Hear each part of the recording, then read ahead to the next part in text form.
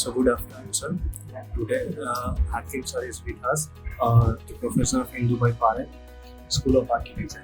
So, sir, my first question is: being a faculty of the Indubhai Parekh School of Architecture, what are your roles and responsibilities towards the students?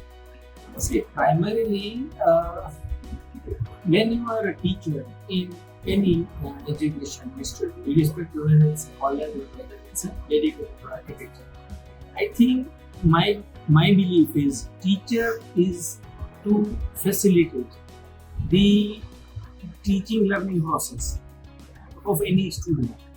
So that is why and that is how I also pursue my role as a teacher, as a facilitator in this college. This is Indubhai Parekh School of Architecture, where I am with the school since beginning. This is my 22nd year. So I am with the school since beginning, and I always see my role that how an individual who comes to us as a student, we help to grasp and understand this very creative and very dynamic education and the profession called architecture. So my primary role is, of course, to teach, to help them, and on one hand and on the other hand to mitigate whatever questions, queries, doubts, constraint the individual has in his mind. Oh, okay, sir. So, sir, my next question is: how do you tend to establish healthy relations with the students and fellow faculty? Good question. See, whenever a new kid admitted in architecture, especially, he or she has some idea, some understanding about what architecture is, because during his last 18 years engagement with this world, he or she must have seen something, some buildings, right? His or her own house, or the fellow member's house, family friend's house, or maybe offices, school, colleges, maybe various kind of buildings. So they know that architecture is primarily engaged with designing the built environment. So we slowly start our talk in building up the learning processes from that base. Then what have you seen up till now? And have you remembered some good architecture? If yes, then what was it? It is not necessary that the building should be spectacle, should be marveled, should be a very great or very renowned, very complex building. It can be a very subtle building, it can be a very subtle space. But from that memory, we start building up his engagement with this creative field architecture.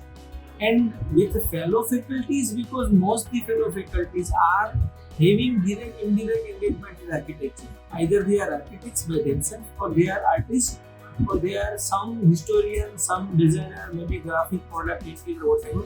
So sometimes it happens that we all share a very common frequency and thinking. So individual can think very rapidly with what you are talking about, and that is how the faculty interrelation and faculty students relation is very healthily developed in a school. So, sir, my next question is: how do you try to bring the practical approach to subjects and make them industry oriented? As we know, sir, in this world, we have to be practical. Students have to be practical. So, how college help them, or how faculty help them to be practical in these subjects? So we always try to structure our whole academic exercises based on the few parameters. One of them is the local culture, climate, and the regional aspects what we have in Rajkot and Saurashtra. Yes. By doing so, student can very well get a grasp of what you are talking about. So for example, we say there is a climate. So what kind of climate you have experienced up till now? So there are chances that they haven't experienced the, for example, polar climate. Yes. Or a very different, say, maritime climate, which we can experience in the equator belt. But because from any region they belong to. The regional climatical understanding they must have with them. Yeah. So we try to always place our exercises in climatical context, point number one. Second, the cultural and socio-economical context. From a region where they are from and the region in which we are. Thirdly, we always try to discuss the similar good and not so good sort of practices. And for XYZ type of building, for example, school building, then which kind of school building are good for the teaching learning environment. So, for example, if you are in Rajkot, have you seen the old traditional school like Virani or maybe SNK Bari school, which is having the experimental environment?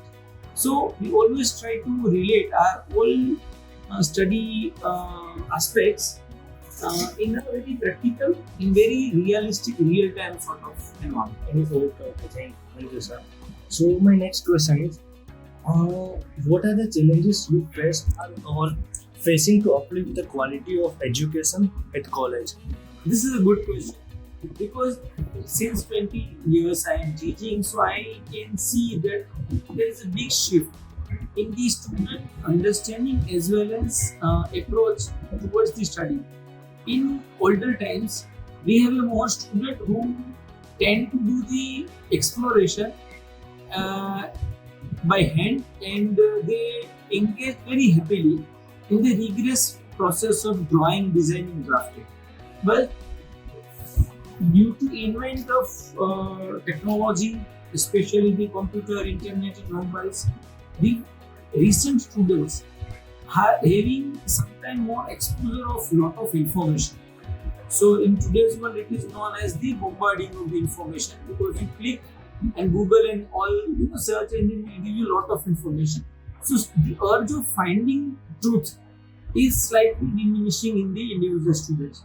Secondly, because students are sometimes coming from the very sophisticated teaching and the family environment, so the rigorous learning and hard working is sometimes difficult for them. And thirdly, because mostly they are from 12th science, so up till now they have done the rigorous studies, which is a textbook studies. And here the text in the drawing and the visualization all is there very well blended. So student sometimes facing difficulty in early days to comprehend with this new teaching learning pedagogy. But slowly, steadily, everyone get the acclimatization and they can build the rapport with the students. So my next question is, as we know, there is a development in technology in recent time. So I think when we are student do architecture studies, they draw. So what is the approach of college? Like they are student to draw in computer or in the textbook or in the notebooks?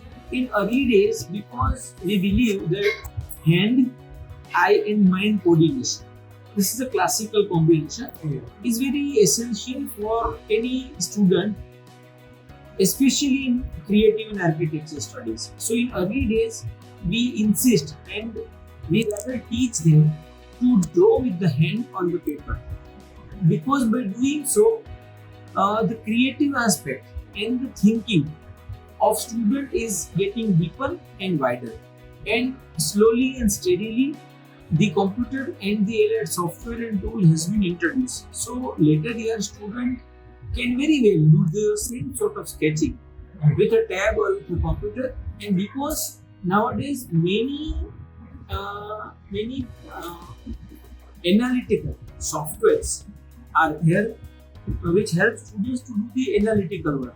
So in later years, we insist students to go to the computers because it will save the time and energy of an individual. So it's a very balanced approach of hand and computer.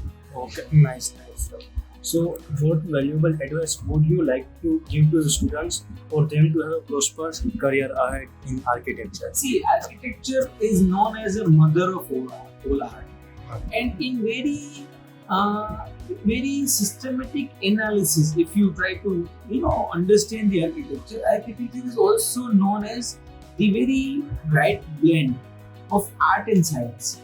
So, those who want to pursue a career in architecture, my only advice is open your eye, open your mind, analyze and observe the world around you, and try to be judicious and rational with your studies and whatever you do.